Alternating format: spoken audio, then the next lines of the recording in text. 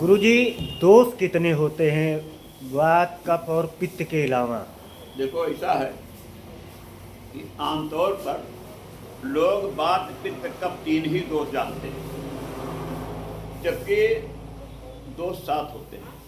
जी वातज पितज कफज त्रिदोषज सन्निपातज आगंतुज कर्मज, ये 7 दोष है। जी इसमें जो कर्मज दोष है 7वां, जी ये पूर्व जन्म के कर्मों के पाप के उदय होने से जो रोग होता है वो कर्मज दोष में आता है।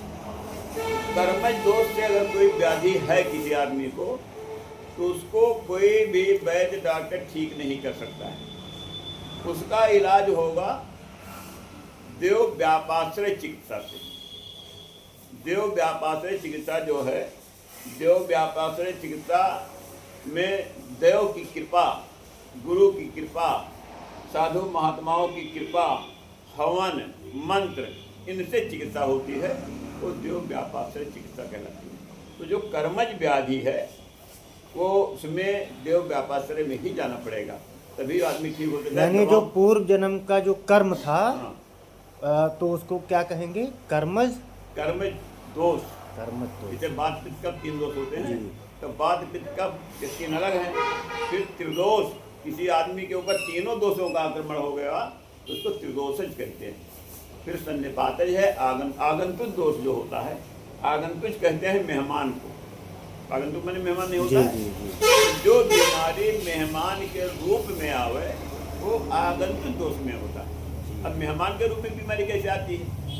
जैसे कोई आदमी गया बाजार में सब्जी खरीदने, किसी मोटरसाइकिल ने ठोकर मार दिया, गिरे को हाथ टूट गया, तो वो मेहमान के रूप में हुआ नहीं बीमारी। जी जी तो उसमें दोष हमें नाड़ी नहीं देखनी है।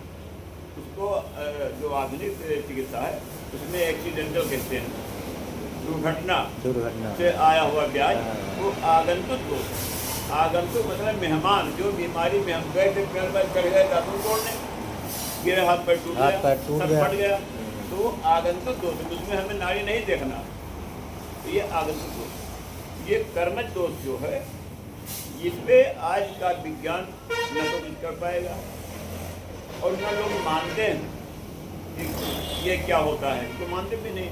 क्यों? कर्मज दोष जो है उससे जो बीमारी पैदा होगी वो धर्म कर्म के उपाय से ही ठीक होगा और कोई उपाय दूसरा नहीं। ये है प्रदीप जी, आज आपने बहुत अच्छा सुबह विषय जो है चुना। नहीं गुरुजी, हम लोगों को अभी तक यही पता था कि दोष केवल 3 होते हैं, लेकिन आज आपने एक्चुअल चीज़ें जो बताई हैं ये बहुत ही महत्वपूर्ण बिंदु है और इस पर हम लोग मार्केट में डिस्कस करेंगे। हाँ, आप जरूर डिस्कस कीजिए और इन सब चीज़ों को जो है आगे बढ़ाना बिल्कुल, चाहिए। बिल्कुल। आप लोग जो है आयुर्वेद की अच्छी कंपनी तांडू कंपनी से हैं, तो आप लोगों को वैद्यों से ही मुलाकात हमेशा होती है। जी जी जी। तो जहाँ बैठो तहाँ आयुर्वेद को आगे बढ़ाने की चर्चा करो। और ये जो इस पर हम और चर्चा करेंगे, जो ये कर्मज दोष है, इस पर कभी आप निश्चित होकर बैठिए, तो हम आपको विधिवत इसके बारे में समझाएंगे। चलिए गुरुजी, बहुत बहुत धन्यवाद एक नया ज्ञान देने के लिए।